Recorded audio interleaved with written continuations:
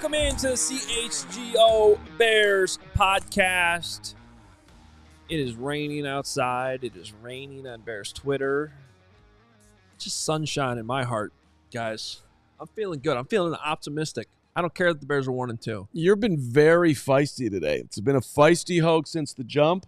I'm not exactly sure what that's related to, but you've been a feisty Hoge. I don't even know what you're talking about. We had a 5-second conversation where you said some dumb stuff and I responded. He still has his earbuds in. I'm watching tape to every You're moment. watching tape. I am. He's grinding the film for all of you. I am. Why do you need earbuds to watch tape? There's no sound on it. Well, we're having, I believe, Tim Jenkins on the show in 30 minutes, and he has a breakdown. So I'm watching his breakdown, which is fantastic. Yeah, you're a couple minutes in. I'm a couple minutes in. I'm a little bit behind. I'm watching it for the 7th time just to make sure that I have it down. All right. But no, I sent a note earlier today that on the train, see you in a few. I'll be in at 8 noonish, and then your response, immediate response was, I said, you're a late train. You're a late train. I mean, 5 seconds into my day, you're a late train. Yeah. And then I came in here and you had your 2 minutes or whatever you did over there, and now you're over here. You're a feisty Hoge. Just own your feisty Hoge. I am feisty, Greg, because of you know, the hot takes are flying around. They're cooking. This is just. I mean, look, this is the most predictable thing in the world, and also the dumbest at the same time. Which part? A lot of it, and you know, all I did yesterday was I enjoyed my Monday, watching a lot of film, watching Carm, talk to Lance Briggs and Alex Brown and Herb Howard. You guys did your thing and jumped on a little Flus presser for a little bit to get some questions answered that I felt like needed to be, you know, but it was mostly got some answers, watched the film, got more answers, primarily that the Bears have a really good quarterback. And then this is a common mistake, and it's on me. It's on me. I keep going on that website we call Twitter or X or whatever the hell they call it these days. That's on me. This is a me problem. I shouldn't do that. But, Greg, I know you had some things that you wanted to bring to the table here and show us, then probably fire me back up so I could start yelling. Well, yeah, I mean, you know how it goes, right? I mean, Jayden Daniels had a great night. You watched Monday Night Football last night. It was, he played great. Some of the greatest plays in quarterback history. Keep going. There was some great plays. Certainly not taking any glory away from Jayden Daniels. But then the takes start to fly, and you mentioned Ross Tucker right off the gate.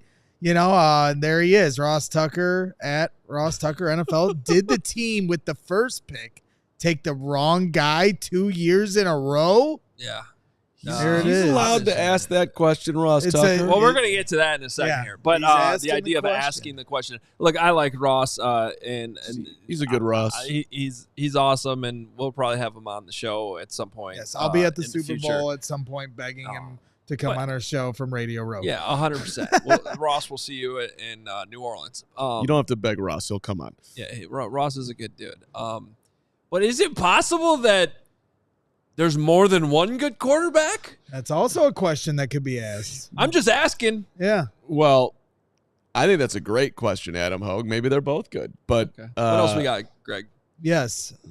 Or you could ask, did the coordinator? Did the teams take the right coordinator? But our guys over at 670 The Score, they're diving into it here this morning, putting out extra point next on Mully and Haw.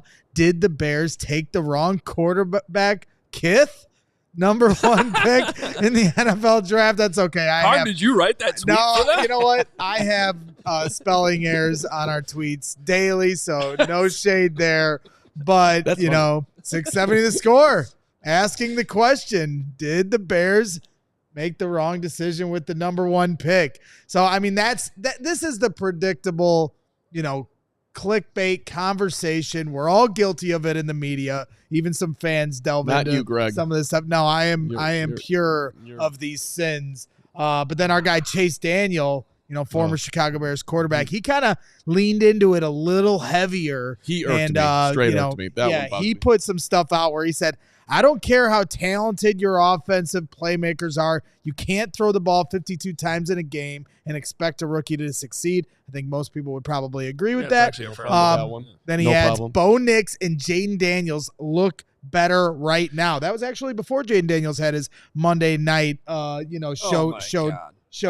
So it's probably getting even stronger. I didn't even Chase. see that one. Yes. Oh my God. And so then he puts out, I wasn't going to do this, but we talk a lot about standard on the facility at FS1. Bears fans, it's time to hold Caleb Williams to a higher standard than you are. Is it all on him? No, but stop making excuses. He had 3 turnovers and didn't play well. Y'all are so used to bad quarterback play and are conditioned to accept mediocre play and defend it. Caleb can be that guy. It'll take time, but he has to be better. Adam Hoge is miserable. And so am I. Look, you put the camera on. Only week 3. Well, I think, and I could be wrong here with Chase, but I don't think I am. He's got a Justin Fields bone to pick, and they're all coming out of the woodworks here. The Justin clan. I wore the QB slide shirt today because, hey, congratulations to Justin. He's playing great or playing well enough, however you want to put it. I mean, the Steelers are winning football games. By the way, the Steelers are. You know where they're playing this week? I don't care. I love this is Feisty Hoge. They're playing the Colts, who the Bears just played. So there's a little synergy there that I find amusing, and you should too, Feisty Hoge. But the point is that I think that's baked into what Chase is doing with his. Yeah, I'd be asking for more. Yeah, I'd be inclined to agree with you. I think he took a lot of heat. Other people that break the film down that defended Justin Fields took a lot of heat, and saying, look, it isn't just about Justin. It's about the play caller. It's about the offensive line. And so now the chickens are coming home to roost for some 3 weeks into the season. And at the end of the day, I know Hoge and we talked about this here before the show, but Justin is certainly playing well. He's not turning the football over, but it doesn't necessarily. There isn't grandiose opinions that can be taken 3 weeks into a season. Yeah. As well. All right. Let me tell you what's going on here. All right. A little bit of everything. First of all, one of the biggest things that's happening, at least when it comes to Caleb Williams versus Jayden Daniels. Jayden Daniels played on Monday Night Football, and as Cole Kmet said on his show a couple weeks ago, leading into the Sunday night game, those are the games where you earn your money because everybody's watching. Okay. So Jayden Daniels, shout out to him. Played great game. I don't think they've punted in 2 weeks. Who's their offensive coordinator again? His name is Cliff Kingsbury. Was he available? That's where I was going to go. Well, I don't want to go there right now. I'm just asking some questions. Yes, the Bears interviewed him. Remember, I'm just asking questions. Yeah. I'm just asking the question. Okay. Yeah. Go ahead. So you had Jayden Daniels on Monday Night Football, and you had Caleb Williams play when? That was Sunday at noon. At noon, and they were, the fourth most exciting game out of the 6 that were being played at that time. So you have you just have guys reacting quite honestly, because they haven't broken down the tape. They haven't looked at every throw that Caleb Williams had. Obviously, Chase Daniel, all due respect to him, I do appreciate him as a former Bears quarterback who I used to talk to in the locker room and stuff like that. But there's no way he watched the tape and came to the conclusion that Bo Nix has been better than Caleb Williams. There's just no. No, that's not possible. That's just not possible.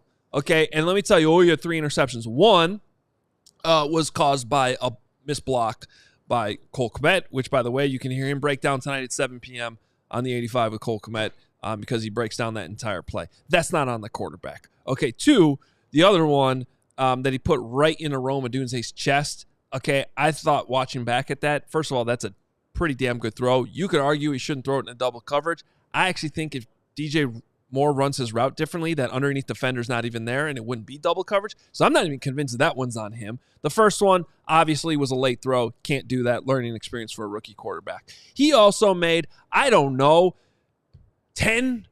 great throws in that game. I'm about to show you, as we're going to do a film breakdown for the first time on this show, him throwing with a lot of anticipation. All right? It is just asinine to say anything like Bo Nix is playing better than Caleb Williams so far this season. And as it goes for Justin Fields, I hate that this is happening. I kind of assumed we were going to get to this point. We were going to have to do this at some point because it is really no slight at Justin. Justin is the same quarterback. Is anybody actually watching what he's doing there? And he's the same guy. And by the way, this is not a knock. It's the same guy we all told you was a starter in the NFL. He's proving that. Good for him. He went to a good organization that he wanted to go to. Good on the Bears for honoring it. He goes to the Steelers where they coach football really well, and they are putting him in a position to succeed, which is what your job is as coaches. And honestly, you could argue so far in Chicago, they're not doing that with Caleb, and Caleb's having some success despite that.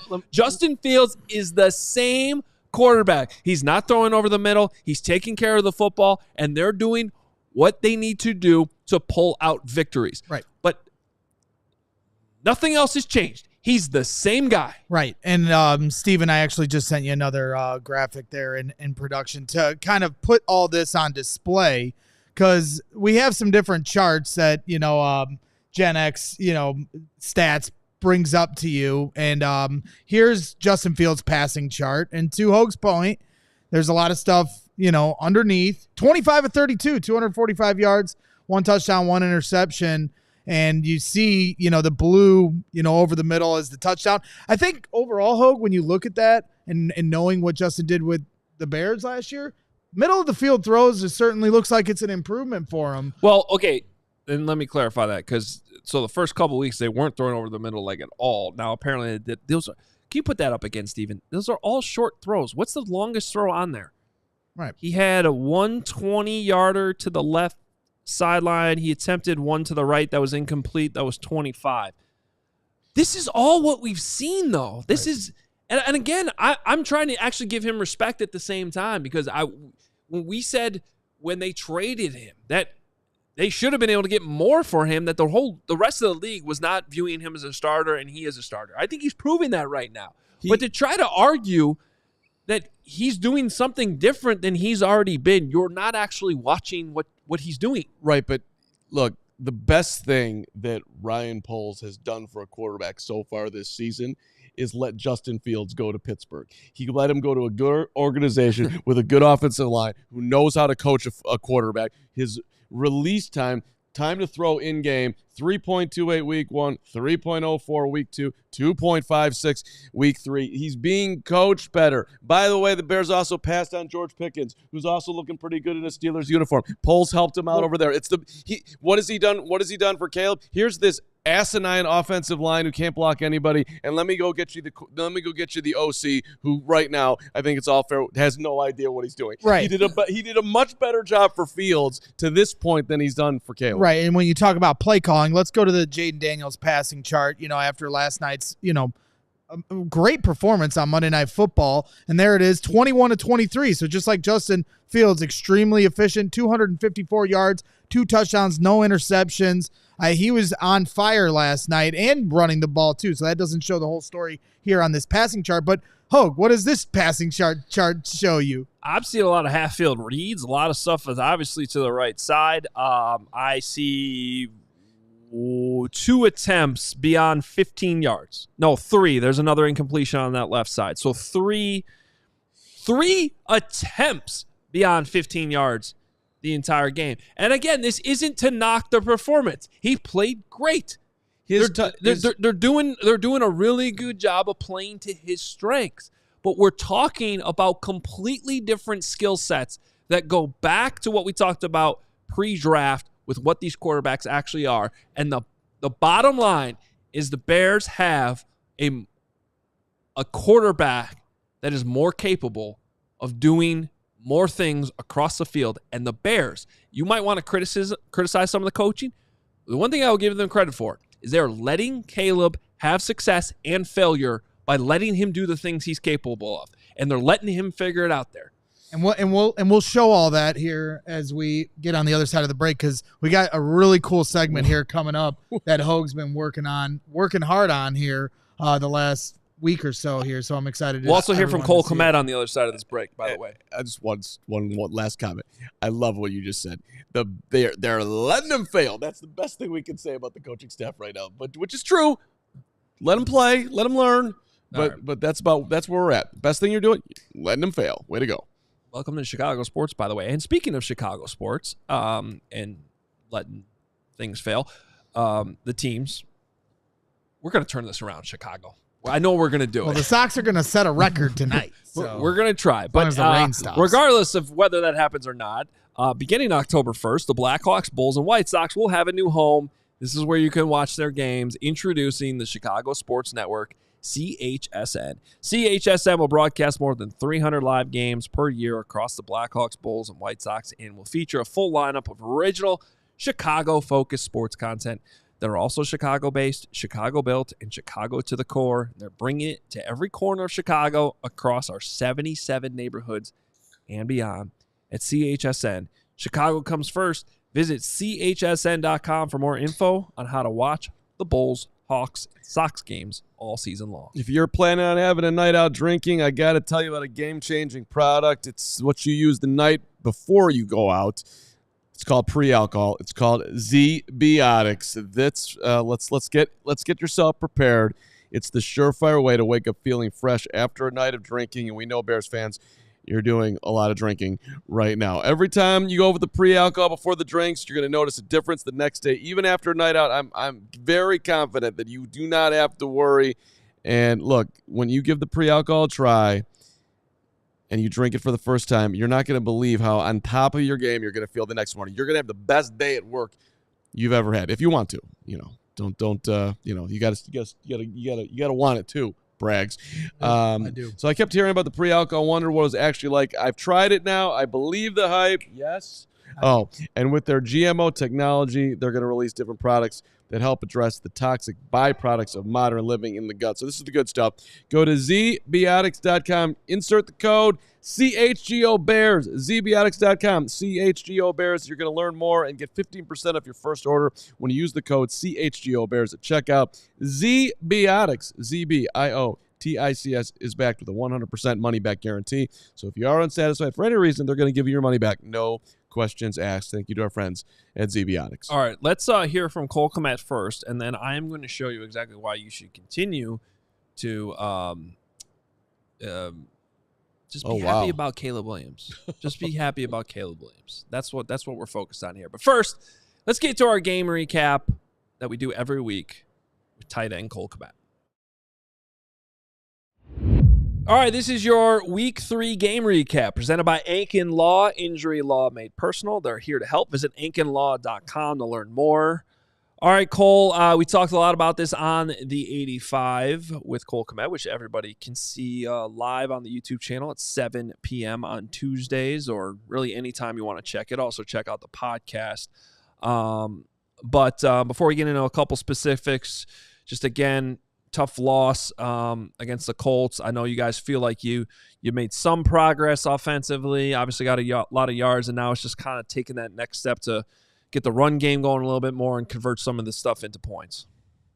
Yeah, well, I think it starts with finishing drives off, and that's something that we now got to take a step forward in doing that. And obviously we struggled the first couple of weeks in just moving the chains consistently, and we were able to do that, I thought, the other day and sustain some drives. But we got to be better about punching the ball in the end zone and getting points on the board. Being better after turnovers with our defense. Our defense, if they make a big play, we gotta be able to respond with a score, with a sudden change moment. So we got to be better in that regard.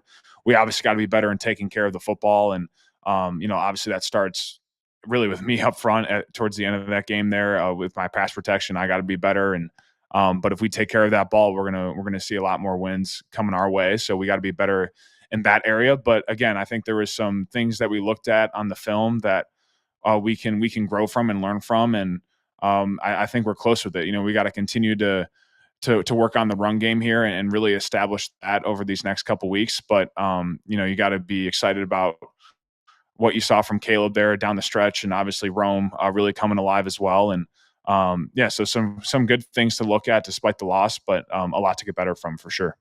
Yeah, we talked a good amount about Caleb's game on the 85. We didn't touch a whole lot on Rome, but that had to be very encouraging to see him get going, make a couple of those contested catches. I mean, they were great balls from your quarterback, but that one, the go ball down the sideline, especially, that it's put in a great spot, but not the easiest catch in the world too. It was pretty decent coverage, and Rome Odunze starting to get some of that chemistry going and starting to put up some big numbers. Sure. It's got to be a big thing for you guys, because he's obviously a high profile pick too, along with your quarterback. Yeah, I mean, obviously Rome really showing off his route running and his long speed capability. I think he's kind of that type of strider type of runner, and when you can really start to see him gain ground on guys as he continues to run. And I thought you saw that with the deep go ball there from Caleb, and then also the crossing route that he ran as well off of play action. So those are all really good things to see, and it was cool to see those two connect for both of their first passing touchdowns. That was really fun to see, and that was cool, and hopefully have a lot more moments like that. But yeah, good to see Rome going, and you can definitely see why he was picked so high and why he is who he is. So hopefully that we can just continue to grow that and get obviously more and more guys involved in the offense as well. But a big day for Rome, and cool to see him get his first touchdown there. On this show today, I'm showing some of the throws from Caleb with anticipation, which I feel like has been kind of a low-key impressive thing that he's been able to do. You watch the film and some of his release points, like guys are just starting to come out of their breaks on some of these routes. What has that been like on the receiving end of that, adjusting to that, knowing that you guys have a quarterback that's going to put it on you guys faster, which obviously helps the whole timing of the offense? Well, then it becomes back on us as receivers to be within the timing and rhythm of the play. You can't go out there and do your own thing. And, if you have a route that's supposed to be at 6 yards and you run it to 8, like that's going to script the timing of the quarterback. So that's on us being as detailed as we can be with our route running. And when you're able to lock that in, it really helps with anything. And it becomes very difficult to cover. Usually you have answers for a lot of different zone coverages and schemes with the route concepts that we have. And if Caleb's able to progress through those properly and guys are able to get to the right depths and be at the right spot, the right time, it becomes very hard for a defense to defend that consistently. So that's been good to see. And I think that's part of the deal of getting rhythm with your quarterback, and him having a good feel for what you're going to do on certain routes versus certain coverages. And I thought we were able to get that going a little bit, speaking between him and myself, I definitely felt that. And obviously with Rome and him and DJ have been working on that as well. So that's all good to see. And that's not easy for a rookie to do. I can't stress that enough. You don't really see that often. And, there's guys who have played 4, 5, 6 years that still struggle to do that consistently. And, not saying that Caleb is perfect at it by any means, but it's cool to see that, especially so early on in his career.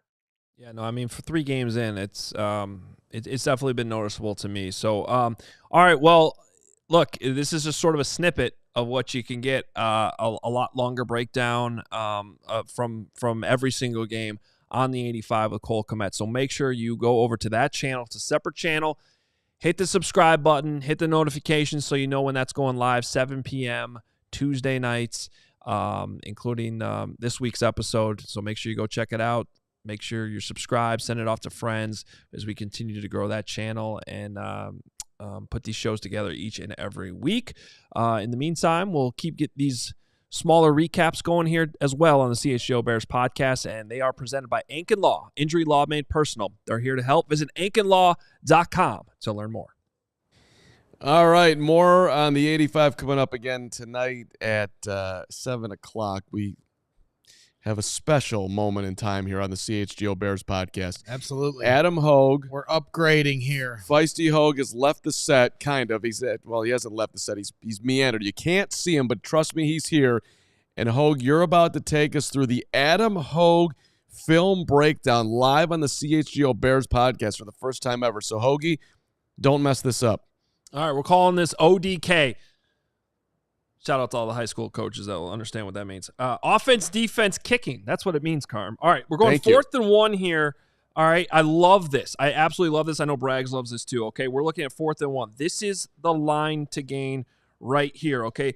This is, I probably starts as a running play here where you're just going to run somewhere up here and try to get that first down. Makes sense, right? 4th and 1. Except, shout out to the Bears for allowing Caleb to do this because up at the top, we have a bubble with just DJ Moore against a defensive back. And if we go to the next slide, you're actually going to see this back is moving backwards. Where are Caleb's eyes? Caleb is looking straight at this DB. He sees that there's now more space between DJ Moore and that defensive back. Guys, they paid DJ Moore a lot of money, right? Okay, so you're thinking, well, instead of dealing with all this traffic in here, we saw plenty of problems with that throughout the game. Why don't we just throw this ball right out to our number 1 wide receiver who's now got this much area to get from where he's catching this about 2 damn yards. Make sense? Yes, it does. Shout out to the Bears. You're not making things complicated here. DJ catches this about right here. Little move like that.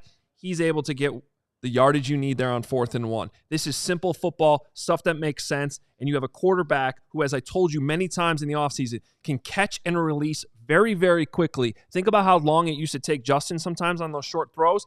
That ball's out. DJ's able to make the play. Gutsy check at the line of scrimmage. Now, let's talk about the stuff we were just talking to Cole Kmet about. Anticipation, okay? I have a bunch of freeze frames here at the point where Caleb's throwing the ball, when he's getting into his throw. Look at where DJ Moore is here. He's just coming out of his break. This isn't out. Okay, that's throwing with anticipation.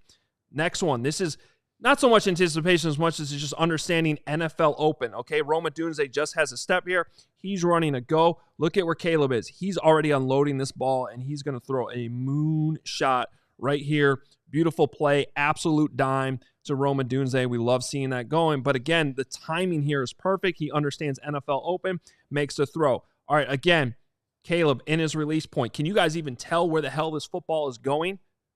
It's actually going right here, okay, across the middle. Look at that. We got underneath defenders. This is throwing with anticipation. All right, next one. Again, Caleb's unloading. DJ Moore just out of his break, going to the outside. Anticipation. Next one. This film's loaded with it, okay? Caleb getting ready to throw. I'm actually forgetting if this is DJ or Rome. Whoever it is coming out of his break right here, throwing with anticipation. These are all completions, guys, okay? I just went through the first half. That wasn't even the entire game. And that was about probably the amount of examples I can give you from an entire season of Justin Fields. And the second half was even better than the first half, where he really started to gain some momentum. All right, now let's talk some defense on this side of the ball, okay? We're looking at like a 47 front here. We're walking up the will linebacker to the line of scrimmage. We also have Tremaine Edmonds coming up here. Okay, a couple problems here that put the Bears in a bind with this front. Okay, you have this orbit motion coming from the outside, and that occupies Jaquan Brisker. He has to worry about that guy going in motion. Also, with the Colts having a mobile quarterback in Anthony Richardson, TJ Edwards has to play the boot because you always know that Anthony Richardson could do that. So that occupies TJ Edwards off the jump. You also, if you look at this, we got hats on hats across the board now on this offensive line plus the tight end. Okay, so they're pretty much manned up across there. And what they're going to do, it's just a good call by the Colts, quite frankly, against what the Bears showed, because they're able to create this wall, this counter action, and this is really going to put Kevin Byard in a bind here as Jonathan Taylor presses him. And because TJ Edwards was occupied by the boot, he's chasing here, okay? Now, this is just really, sometimes you got to give credit to the players you're playing against. Jonathan Taylor presses this all the way up here, which forces Kevin Byard to have to play to this side of Tremaine Edmonds. This looks like it's going to be a tackle, right? You got TJ Edwards here, Byard's there. Where the hell is he going to go? Well, elite running backs can sometimes do this. Jonathan Taylor somehow cuts through that, which leads us to this sad moment in time, because now Kevin Byard's here, TJ Edwards here, we're walled off here. Jalen Johnson can't get off his block here, and this, unfortunately, just spells TD because good running backs take advantage of that situation. Finally, we go to the kicking game. This was the crucial offsides they called on Cole Kmet, even though he was on the bench. Obviously, it wasn't Cole Kmet. I just wanted to show this because fans were asking me on Twitter. The center is going to pop up his head. So head down right here. The next frame is where the Bears go off sides right here. The head came up. but you also have the right guard here pointing out, hey, I'm blocking this dude. We always count this 1, 2, 3 from the outside. So that's 1, 2, 3. That's why he's pointing, hey, I'm blocking at that guy.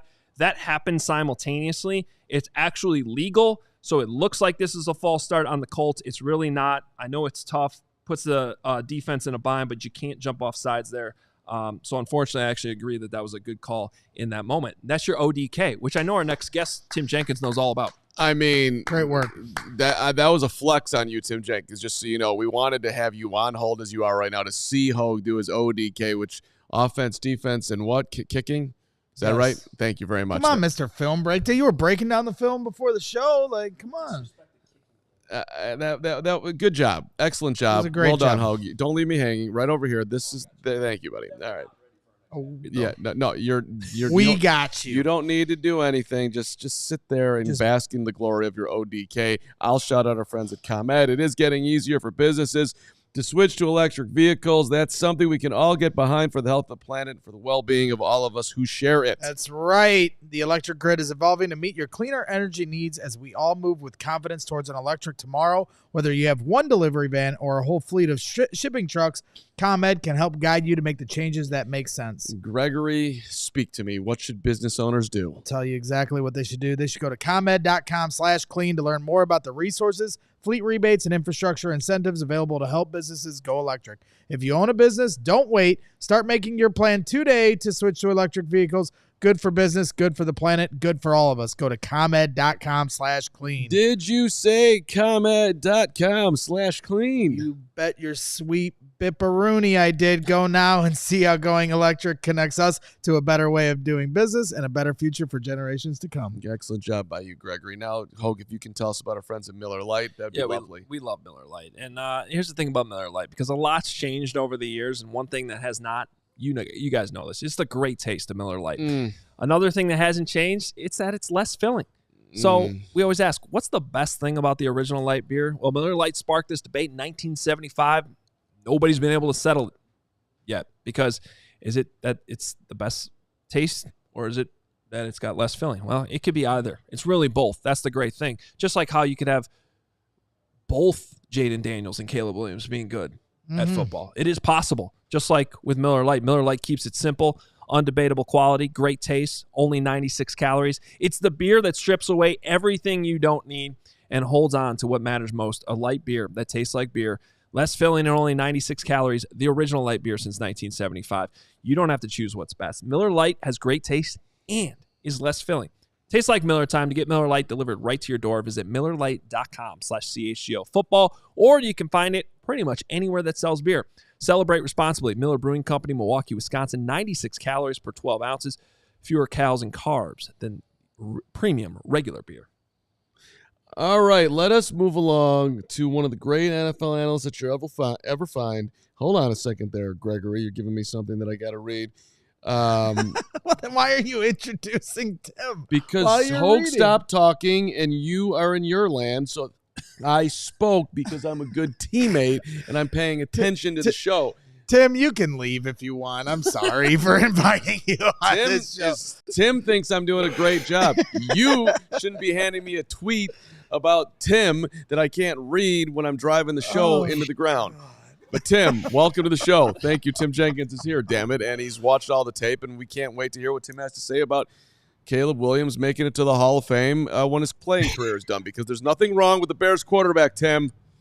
Boys, I'm pumped up, first and foremost. Adam, that was great ODK, if I'm going to be honest with you. And then the bigger flex, though, was the Miller Lite ad read, because I actually delete Millers, can't get them to sponsor me, but I'm doing like VPN ads as if the government's going to track me just watching Bears O and be like, this guy's a psycho. Well, yeah, but you got actual video on your channel, and we're still waiting for that clearance. Which is why, by the way, people in the comments, is why we're using screenshots. I hate screenshots too, but that's why we use multiple of them to kind of show you what's going on there. So, Tim, I know you kind of came in there in the middle of that as we were discussing, but the overall point was a lot more anticipatory throws, it seems like already. Like you can, obviously Caleb hasn't been perfect. He hasn't read everything completely right at the line of scrimmage. The late interception was obviously a one you can't do at the NFL. That's just a rookie learning, in my opinion. The amount of throws you can isolate, and I just showed the first half there of anticipation. It's just a different level of play that they're in from a quarterback perspective compared to what they've had before.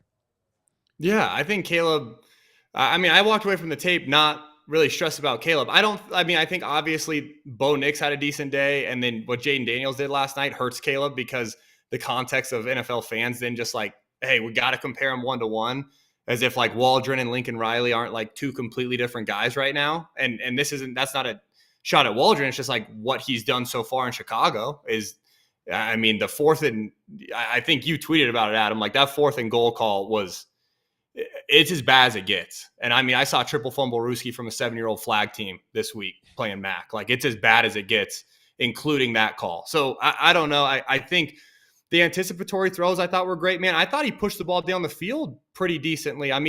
Even the interception that he throws to Rome, there's a piece of me, I'm grading that, and I go, hey, it's bad, right? You ended a pick.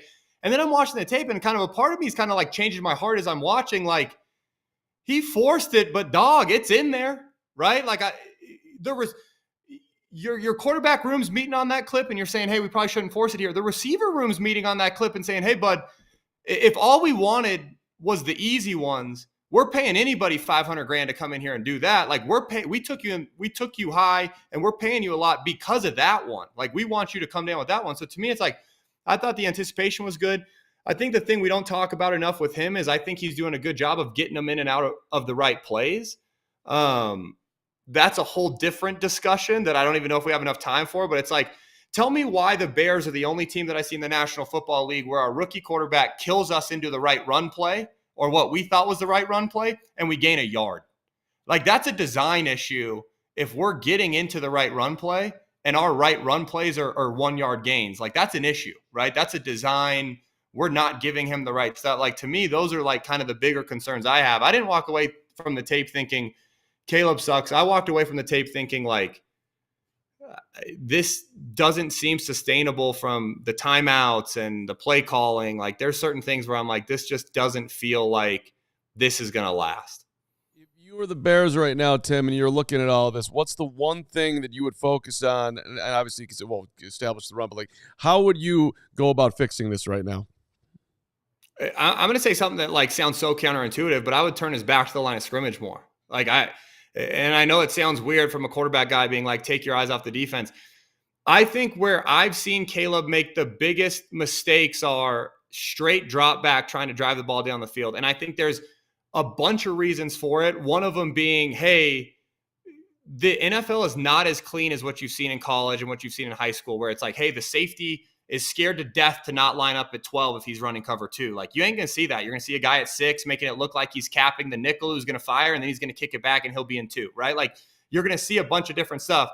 What I'd rather do is see him with his back turned, play action, to where by the time he snaps his eyes around, he's got to be decisive based on information that is 100% accurate because it's post snap. So to me, it's like the way that I would fix it is we need more horizontal stretch, get the ball out of his paw, and then let's go ahead and turn his back to the line of scrimmage when we're trying to shoot this thing down the field. And I think there's a deep sit route that advocates to that. That deep over route to Rome, I think, advocates for that. To me, there's some stuff where it's like, I'd actually turn his back to the line more. If you're like, hey, Tim, fix it in a week, we're getting the ball out of his hand in quick game a ton, horizontal stretch, letting him play on time, and we're turning his back to the line of scrimmage, and we're going to go out there and we're going to fire it up. And I'd also say that, like, Kmet's usage was finally accurate with who I think he is as a player. With the exception of 3rd and 9 tight end screen. You guys obviously do stuff with Cole, his 85 show. You guys know me. I love Cole. 3rd and 9 screen ain't for him, right? And I'd probably tell him that in person too, even though he could kind of smash me, right? I'd probably tell him, hey, 3rd and 9 tight end screen, not for you. But I think he's a hell of a ball player. We finally used him accurately. And there's just a lot that, like, if you were like, hey, fix it though, turn his back to the line of scrimmage. That way his eyes are pure when he gets around and he goes to throw these deep shots.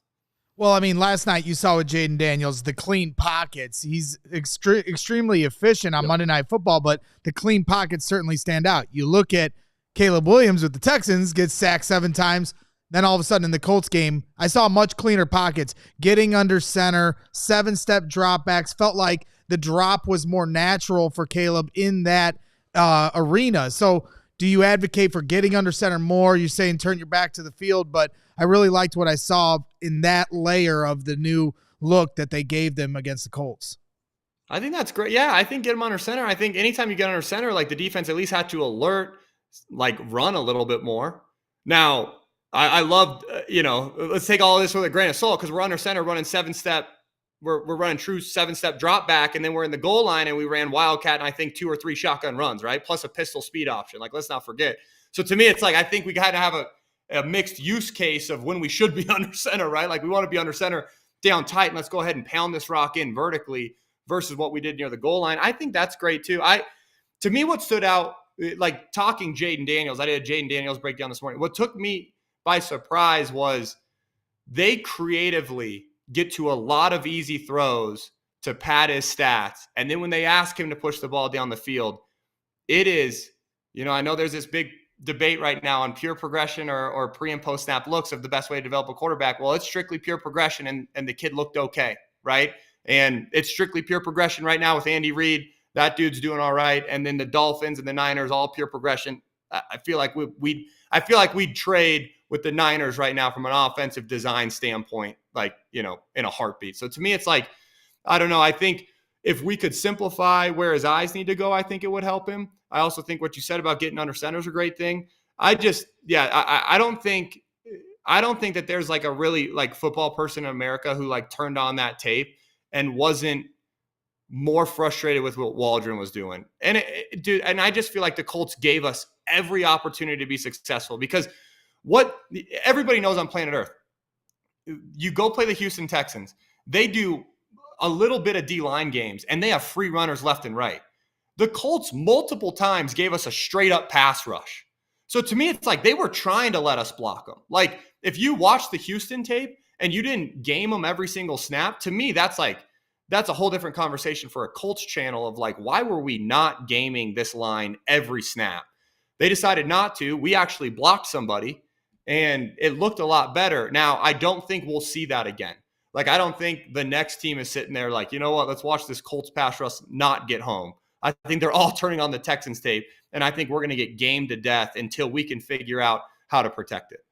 Yeah, to kind of simplify the conversation, and I know you know this, Tim, like as an offensive line, you're trying to create as many double teams as possible. As a defense, you're trying to avoid that as much as possible. And I actually did think that was a positive development from this game, is you actually see a lot from the back end zone angle. Yeah, the Bears got this double team here and this double team here, and there's actually a pocket. So I agree with you. I think that was kind of insane that the Colts even let that happen, and I think that that's going to be much tougher going forward. What solutions do you have from the coaching side of this? Like, what should Shane Waldron be doing differently? Like, what are the? I know you mentioned the under center, but like, some of this is.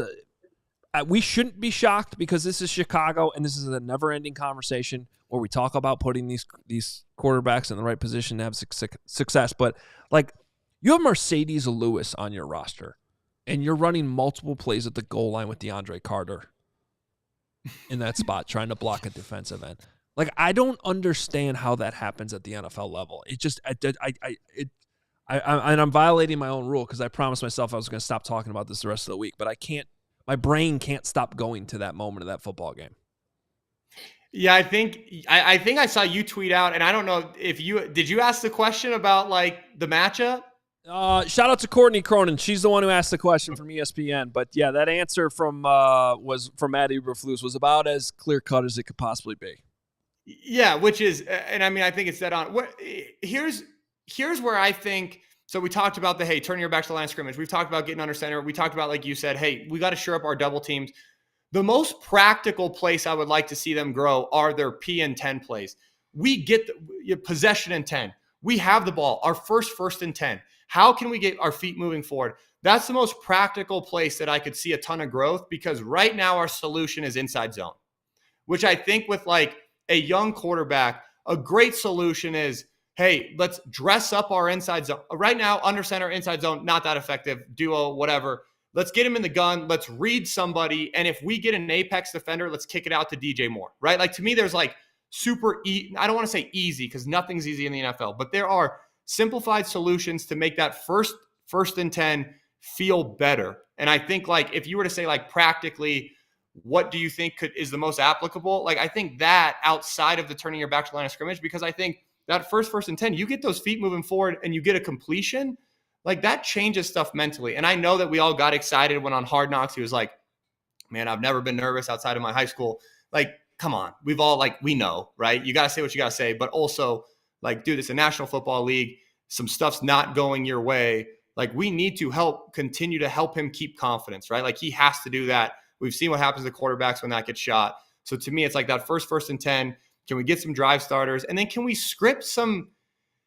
dress up some of these concepts in a way in which we can actually get an advantageous matchup for, like, DJ Moore? Like, can we bump DJ Moore into the slot, start with a receiver outside of him, kick the motion across, see if we get a corner to follow and, like, isolate him one-on-one from a condensed set? Or can we, start with Komet isolated, kick DJ Moore across, see who we can get isolated on Komet? Like, can we maybe dress up our formations just a smidgen to get some actual decent matchups? Because I feel like what we do every once in a while is we get up there, it's quads or it's 3x1 stagnant, and you look backside and DJ Moore, okay, hey, we're going to try to throw it. Like, let's just dress it up a little bit to see if, and even if we get the same where I get a bona fide one corner on DJ, right? But if I get him from that condensed set, at least give DJ another angle, at least force them to bump and exchange it to where now that corner is not, like, fully set, like, with everything on planet Earth, like, he feels great about. Like, let's get a little bit of movement, a little bit of eye candy, dress some of this stuff up. Like, there was a series that I thought against the Houston Texans, the Bears go 3 and out, but they dressed it up formationally so good that, like, I wish we would revisit some of those plays. And I know it's like, I know what happened. You go 3 and out, dressing up some of these formations. You have a defensive head coach who's like, that bull, that's terrible. Like, I know how it goes down, but, like, let's not listen to that. And let's, like, try to dress up some of this stuff for the young quarterback. What was the stat, Gregory, you had last night on second down for the Bears that I found fascinating on Brags After Dark? Yeah, well, Robert Mays put out, I don't know if you saw it, Tim, where on second down, the Bears have converted like 5 of 59 second down run or plays, and it's at an 8% conversion rate, which is the worst in the NFL by a wide margin. And the second worst in the NFL is at 18%, which is the Panthers. Everybody else above that. And so to your point, and I think Robert Mays' point is like, then that leads to disadvantage on third down, which is leading them to have to pass as many times as they did against the Colts. And where I want to take it, Tim, like, there's just no rhythm. Like, there's no flow to what they're doing is what I'm seeing. I just, a lot of that's, like, scripted. Like, you guys know, like, the scripted series. And how many times do you flip on a game and both scripted series score and you go, damn, I should not have bet the under. And then all of a sudden the under hits, right? It happens all the time, except for the Bears, right? I feel like we're the only scripted team where it's like, have we run these plays before is what it feels like. And I just think, a lot of people, a lot of guys like to game plan. We've got our true scripted, right? Our actual, here's how we're coming out. And then they also like to script their P and 10s. Like, I just think when you talk about rhythm and you talk about, like, hey, we suck on second down, where does that start? It starts on first down, right? And where does it really start? Like the first down of the drive, right? You get this thing moving, defense on their heels, a different ball game. If you get to the D coordinator's fourth call or his third call after a first down, second down, first down, like Adam knows from coaching, like they're on their heels. Like D coordinators hate, like they want that first 3 and out punt. You start getting into that drive. They start thinking about who they have to rotate in. Okay, who did I just rotate in as a rusher? Okay, well, how can I manufacture pressure now because this guy's fourth string for a reason? Like there's all these things they have to think about. Whereas us, it's like we get through that first one. It's smooth sailing for us, right? Like most of the times our receivers, we're reloading them. We're good to go. Like to me, it's like the rhythm I think comes from what are we working on in practice? How are we working through these scripts? You guys know more from like seeing, the staff's philosophy on how do they rep stuff. But I would challenge, how much are we actually repping our scripted? How much are we repping our first and 10 scripted? And then also like, what are we putting on Caleb in first down? Because if you are killing and wiping things off on first down and the end result is we're running duo for a 2-yard gain, that's That's just not a great check. It's a horrible design. Well, that was just funny because the first 10 scripted the start of your video this week, which was, of course, the first throw of the game, which DJ Moore is running to go and Caleb's firing it out of bounds. Like, that was alarming to me. that is alarming, dude. Because you're thinking you're practicing that play all week. It's part of your first 15. When I was watching that live, I was like, how the hell does that happen? mean, like, literally, if I was Ryan Pauls, I would have come down right there and fired everybody. Okay, that's it. If that's how we're starting, I don't need to know anymore. That cannot happen. See you later. We could have preempted the 4th and 1 goal line call. Well, let me ask you this. What's crazy, though, is go ahead. what's crazy is, like, all of this to say we had a shot to win it. Right. That's true. You know? Yep. And I talk about it on my videos. I'm not a proud man. I bet all my YouTube earnings on the Bears. I have not made money on the Bears. It hurts. You know, I'm with them. I'm sitting there and I'm like tweeting during the game and people are like, man, you sound like you're hurting. I'm like, I am, because I've been working for free on YouTube for a while. But it's like, dude, it's just, how did they have a shot to win it after you come out, like you said, your first pass attempt, and we don't know if we're converting this stop route? Like, that's not bad at the NFL level. That's bad at every level. Like, you wouldn't accept that at, like, 3rd grade football if you didn't know what you're doing on the first play after repping it. Like, that's where I'm just like, boys, what are we doing? Well, there is an alternate universe where, and I'm telling everybody, Cole Kmet breaks down the play where he gives up the strip sack tonight on the 85. Check it out. But if that block gets made, I think Rome's open over the middle. They might be rolling there. They're down 4, and maybe we're talking about an entirely different game where Caleb Williams led them down the field. They ended up scoring another touchdown later. So it's sure they still could have won, but the point is, if you're ever going to beat a good team, you can't do what you can't start like that. But that is for me like what the silver lining is. Yeah, it sucks they lost. It sucks they're 1-2. It sucks that he made some mistakes. But there's just so much progress I saw from week 2 Sunday Night Football, where he almost got killed, to week 3. I was panicking after week 2 saying, dumb this completely down. Stop giving him so much responsibility. He almost got killed. Then week 3, they have 92 offensive plays, 52 passing plays, and he looked calm, cool, and collected and got better as the game went along.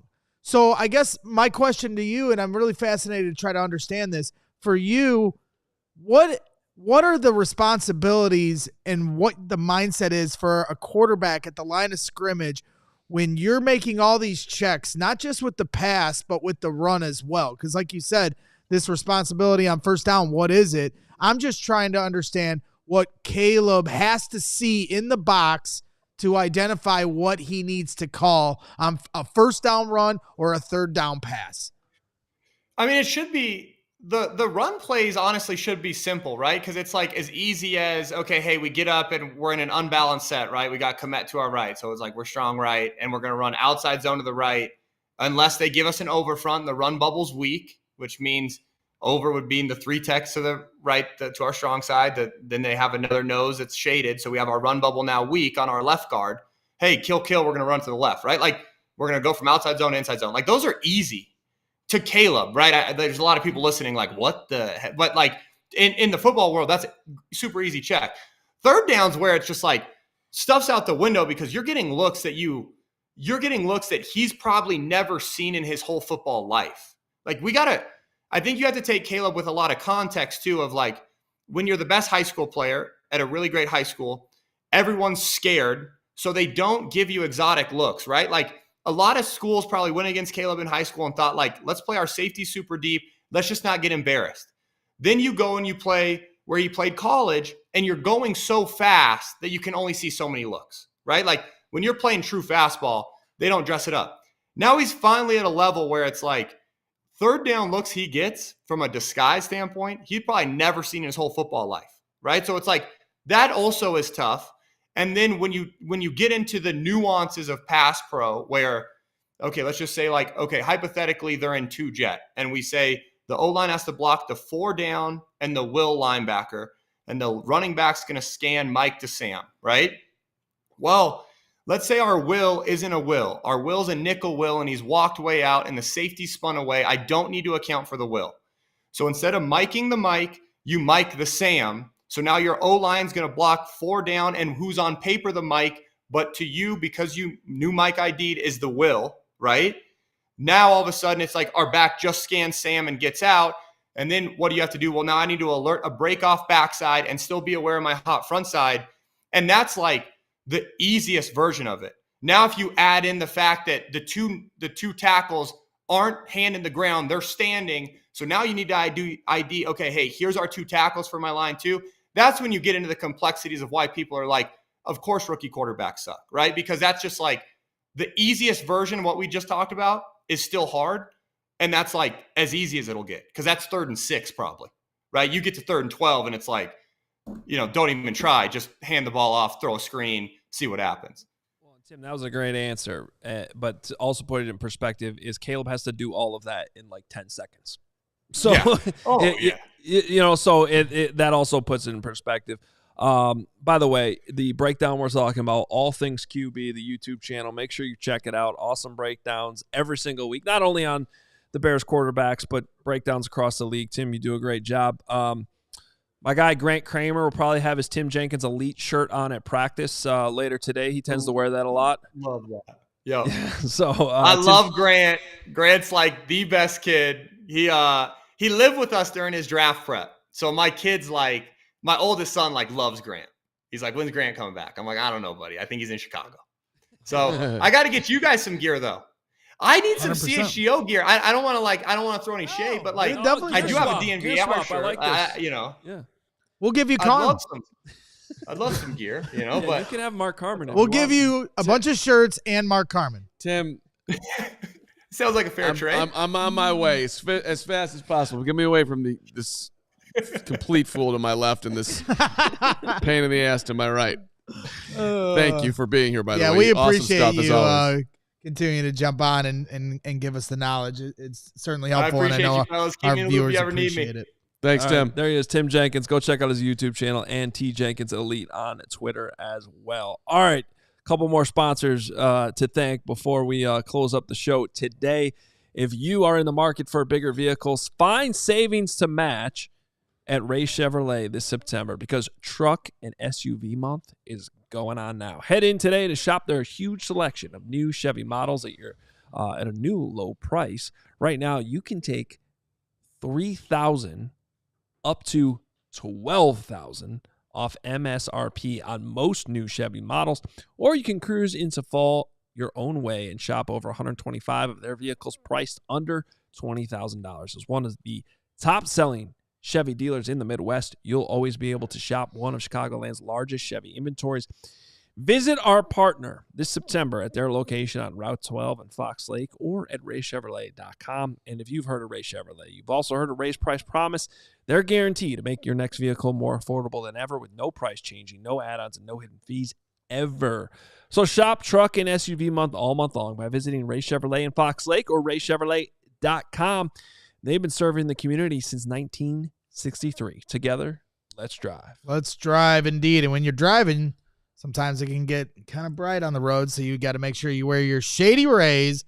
Get ready for the season ahead with quality shades built to last. Our friends at Shady Rays has you covered with premium polarized shades that won't break the bank. Shady Rays is an independent sunglasses company offering a world-class product rated 5 stars by over 300,000 people. Their shades have durable frames and crystal clear optics, making them the perfect choice for all outdoor adventures. They have hundreds of options to choose from, so you're bound to find the perfect pair to match your style. They probably have a style in your favorite team's colors. That's right. You can get your Bears colors with your Shady Rays. And if your shades ever go missing or take an unexpected hit, don't sweat it. They have the most insane protection in all of eyewear. Every pair is backed by lost or broken replacements. If you don't love your shades, exchange for a new pair or return worry-free within 30 days. There's no risk when you shop. Their team always has your back with personal and fast support. So, exclusively for all our listeners, Shady Rays is giving out their best deal of the season. Head to shadyrays.com and use code CHGO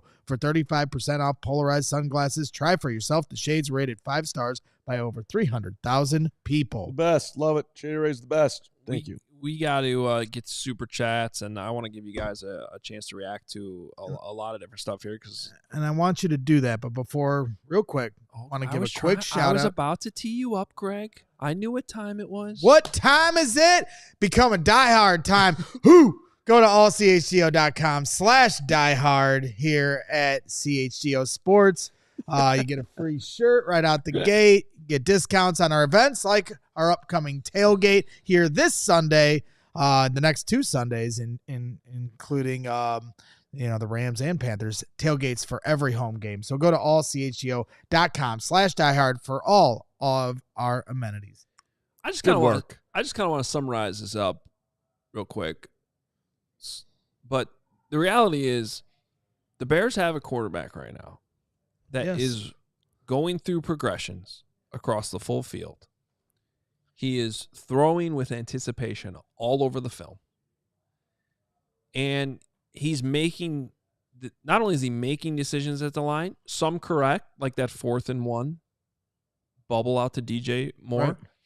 Some of them have been wrong. But they're giving him the freedom to do that. It's been 3 NFL games. So I'm saying all that 3 games in. We're seeing full progressions across the field. We're seeing anticipatory throws. We're seeing the freedom to make decisions at the line that he is doing. And we're seeing we've seen improvement from week 1 to week 2 to week 3. The can he still be better? Is the accuracy downfield perfect? No, but it got better because there was a couple dimes, absolute dimes in that game. There's some incredible throws that very few quarterbacks in the league can make. All of this being said, 3 games in, I feel better about Caleb, and you know how I felt about Caleb this entire time. I feel more confident in Caleb being a really good NFL quarterback 3 games in with a 1-2 record than I did 3 weeks ago. And all that is being said while I also tell you I have less confidence in the coaching than I did 3 weeks ago. So despite all that, I feel better about the quarterback. That should mean something. And so let's follow that up with how I feel, which is I feel that the Chicago Bears won 3 games on a teardown 3 years ago, let's call it, 7 games last year, and you knew that you were going to draft Caleb Williams number 1 overall, and you were trying to set yourself up for a new future and a pathway to a Super Bowl that we haven't seen here. Break the cycle. Since Walter Payton, Jim McMahon, Steve McMichael, Dan Hampton, I can name them all. I'll sing the songs another time. You knew all of that, and you decided, because you being Ryan Poles, you decided that because Matt Eberflus kept the locker room together and was steady through the storm, and they didn't completely implode, that you were going to stick with the Flus rather than resetting, which would have been unfair to Flus on a lot of levels considering the teardown and everything. But you also had to make a bold decision when you were getting a bold opportunity with the number 1 overall pick, and you decided to stick with the Flus. And people looked a little confused at the time about it, but you were hopeful, and you got the new hair and all the new things. And then I think even more sort of discouraging to me is you went out and they interviewed 8,000 offensive coordinator candidates. Remember how long that search took? It took a long damn time. And you settled on Shane Waldron, who 3 games in, developing Caleb Williams, it don't look good. In fact, it looks real bad. And that is a problem. So it's not just a problem with developing the quarterback. It's an overall, larger, I question your ability to make bold, intelligent decisions. And it's the thing that makes, I think, most Bears fans worry right now. Not the quarterback, but who's leading us down the primrose path to greatness. See, and I think that's an interesting conversation where you say he hasn't done a good job developing the quarterback. Has he done a good job making this offense successful, putting them in the best position to win games? No, they're 1-2, and they should probably be 0-3. But then the question is, yes, we understand the run game isn't looking good, which Caleb is a part of, but the development of Caleb Williams from game 1, 2, and 3, Hoge just laid it out to you, how much better he looks. And Shane Waldron deserves, as much as we all want to run him out of town, Shane Waldron also deserves credit for the progression that Caleb showed from game 1, 2, and 3. The amount they're putting on his plate, like Hoge said, full field reads, all 3 levels, throwing with anticipation, having the command of the line of scrimmage. There are quarterbacks in this league that just started having the responsibilities that Caleb already has as a rookie. Jalen Hurts would never called plays at the line of scrimmage. Patrick Mahomes just started last year. And so then the question is, and I wanted to ask Tim this, but we ran out of time, but should they be doing that? Because it's cool that he's doing it. I like it. It's fascinating. But is it too much for him? I think that's a fair question. It might be, but I like that they're throwing him in the deep end. I've been saying this from the beginning. Cut the BS, cut the babying. He's our quarterback, our starter from day one. We're giving him all the reps in training camp. We're going to throw all this stuff at him. And I think that let's not lose perspective of that too. There is a bigger picture here. And I think that even though the Bears will probably tell you we're in a spot where we want to win, and the GM has said that. The head coach is obviously trying to win every game because, his record overall isn't that great. It's not really good at all.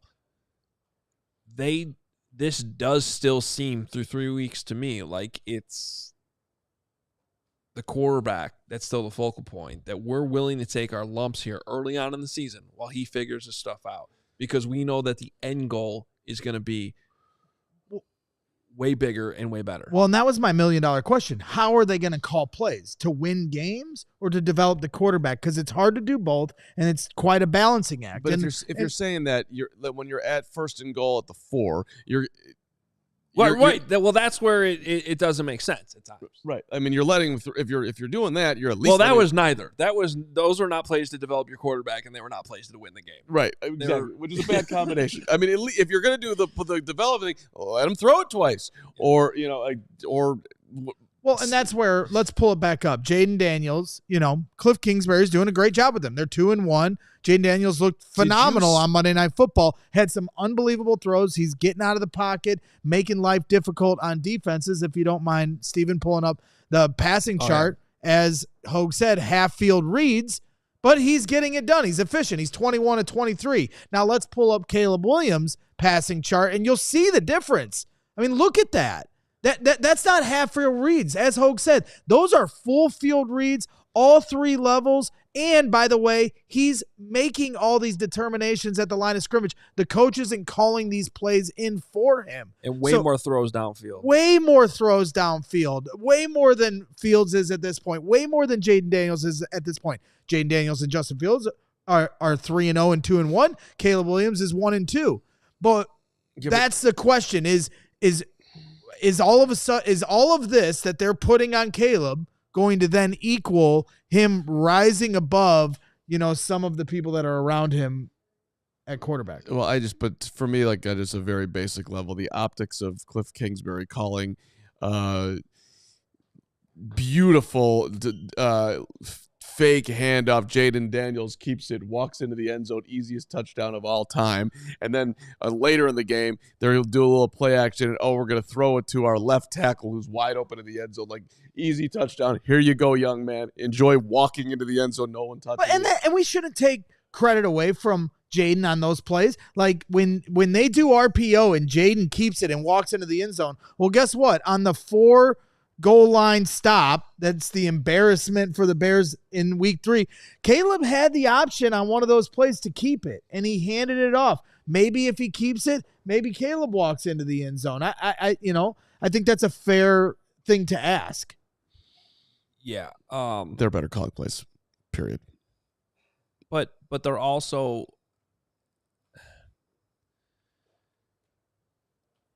I think you're going too off of the results. I really do. I think that what Cliff Kingsbury, to his credit, is doing is calling plays to Jayden Daniels' strengths. Good for him. Let's check back a month from now, because I'd love to see when they're playing harder teams that are adjusting to what Jayden Daniels.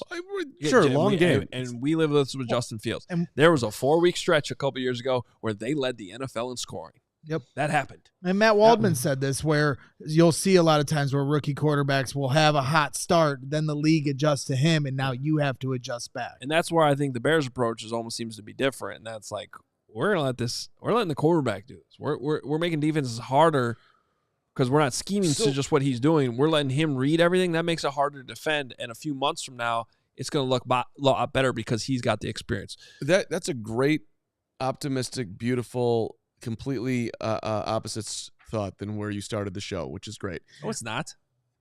You were a cantankerous, crabby Hoge and now you're just happy. I Hoge. was cranky with you. We were cranky with I've been completely on the same level with Caleb this entire time. We were cranky with Bears Twitter saying, hey, I'm just asking the question. Did the Bears, make the wrong decision at quarterback? Let me ask this question before. The show needs to end in 4 minutes and 45 seconds. I got one question for you, then you can do everything you need to do.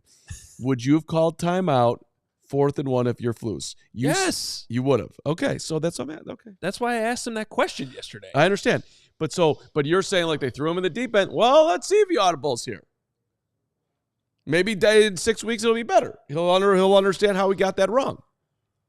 Right, but there's a point where if you don't have enough time to do it, you need as a coach to step in and call timeout. So he could be a little bit better. And that is one area where they all do need to improve. They need to get the calls in faster and they need to get out of the huddle faster. That's part of being a rookie quarterback. And by the way, first year, let's not forget, he's a first-year OC in this town. He's got new personnel. We've seen personnel issues in all 3 of these games. That's the worst thing, honestly, that I've seen so far from Shane. But he's allowed to improve, too. He's allowed to get used to the players he has and put them in better positions. That's true. Maybe he will. I'm not trying to excuse him because not having Mercedes Lewis in at the goal line. The Bears worked out former Chiefs quarterback Chris Olodkun. Shut up. Olodkun. I'm sorry. Chris Olodkun. Okay, Carm. Former Chiefs quarterback. What about the guy that the Bears sounds like he played against the Bears this year. Yeah. What about the guy the White Sox signed off the AAA squad of the Yankees and sent to AA? Why don't you get some super chats in here, Hoger? You're the one who asked me about John Jackson. Oh, yeah. Now we don't want to pay attention to who they're working out, you idiot. Eric Forsell, $4.99 super chat. It's 3 games in. Caleb Williams' skill set is set to be a long-time QB pocket passer in this league. Dumb to overreact because of 1 game. Caleb's best friend come back here. Let's not talk about it. He played well on Sunday. Am I the only one who... I said Caleb's best friend, John Jackson. I'm talking about, what are people talking about? 1 game. Yeah. Okay. Right, and he's agreeing. Eric was agreeing. Oscar Styles, we need to clean house from the top down. Okay, Warren isn't close to making a stadium. Pulls built this O-line and hired Waldron. Flus can't call timeouts. Well, I'm already on record that if this whole thing gets torn down again, I'm retiring. So you guys got to deal with that. My guy Bradley Haas. Nope. Hassie. $5. Gonna have it that time. $5 super chat. My guy Brad. Love you, it? Brad. Crystal Simone. Freaking out. She's freaking out in the chat.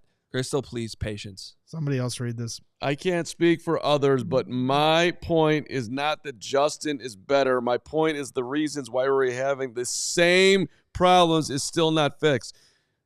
Better quarterback with same problems. Please help me understand because I don't. No, that's fair. I am giving permission to Bears fans to be worried about that. I'm just also trying to defend the whole thing a little bit. Say, give this more than 3 weeks. Hoagie cat. Right, but it also, people are taking that and saying, see, they're both the same quarterback, and it wasn't. They're not. They're different quarterbacks. I just showed you in that film breakdown how they're completely different. They're not even close to the same. Look. The passing chart shows they're different. Everything the film shows it's different. Yeah, but they're still running speed option. But because as if Justin Fields is still there, they're like, oh, well, that's what you're worried about. You guys wanted a new quarterback. You didn't want to fix the coach or the O-line. I didn't think anybody said that. In fact, I think we were hammering Jim Harbaugh to the Bears, and I fired everybody like 10 times last year. So I would have loved new coaches to pair up with the quarterback, but here we are. Jason McKenna, $5. You're sick of the team Justin gripes, but we're sick of everyone saying Caleb is better. He is better. He's better, Jason. He's better. He's better. Until Caleb proves it, he's not. Bears should be 0-3. That's fine. Wins aren't a QB stat. Wins are not a QB stat. They weren't last year. They weren't last year. Can't take the QB out of the win stat. Sorry. We're not going to have that debate right now. Show's almost over. Caleb's been here for 3 games. Justin's in his 4th year. Thank you. And Caleb's better. Joe Calcagno. Well, and Justin's win-loss record is not good. If we're just gonna Correct. He's a part of it. They're Okay, not cool. 3-0 because But I also never blamed him for the win-loss record because there's context behind that. Joe Calcagno, $5 super chat. We finally had a GM surround. Shut up. We finally had a GM surround a young quarterback with the talent and infrastructure to be a franchise quarterback by trading him to the Steelers. I did bring that up earlier. Thank you. Gary Ross paying the money out of nowhere. He must be really ticked today. $4.99. Gary, what'd you have to say? Bears would have scored on the Wildcat play at the goal line if Wright didn't fall down and forget to block his guy. Wright has regressed. that is on the film. Gary is correct. Gary. That should have been a touchdown. I would have people hated on the Wildcat on first down. I wish they would have ran that on fourth down. It got him 2.5 yards even with Wright falling down. I wish they had put you in the game and let you carry the ball forward. That would have had a better chance of succeeding than what they called. And or you know what I would have done, by the way, what Mike Tomlin would have done, kick the field goal on fourth down, take the 3 points, get some momentum going into the locker room, then go in the locker room and scream at them. That's the dumbest thing you've ever said. That's not. Mr. The H. 1 yard line. You go for that. We gotta go. We're overtime. Mr. H. So that you get the safety. When you save it for after the show. Mr. H, $10 super chat. We need to take some of the pressure off Williams. How would you guys fix the running game? Would you draft a stud running back next year, sign someone now, or continue to take your lumps? O-line is the answer. Yeah, fix the offensive line. Why did they call that ridiculous play at the goal line? Oh, okay, bye. Steven's crying. I have to edit so much. Okay. Steven's just like, I have to go because he has so much work he has to do after the show. I didn't know that it was you and not that and the Blackhawks are coming up. I know they're Steven fine. has to work. Greg Boyce is I have fine. to work. You are going to do whatever the hell you do every day. I got that all right out. This is a fun show. Thank you, Carm, for the 1 million hits that we have on Facebook because of you, Carm, and the 1,200 followers that we got because of you, Carm. Way to go, Carm. You are a Facebook representative because you're over the age of 50. Just keep on doing what you do. We're out of here. Cutting clips of you. Hey, check out the 85 tonight, 7 p.m. It premieres. Kari Blasting Game is the guest. Guys, stop talking, please, for the love of God. Kari Blasting Game is the guest. Cole Kmet breaks down a lot of stuff tonight, and I promise you it's a must-listen episode. You're going to want to hear it, and that premieres at 7 o'clock tonight if we let Steven go and finish editing that episode. That's on a different channel, by the way. Go hit subscribe. Hit the like button. Do that here, too. We love you. Bears. We'll be back tomorrow. Baldy joins us. It's Wednesday tomorrow. Have a great day. Bye. We all silly like the mayor.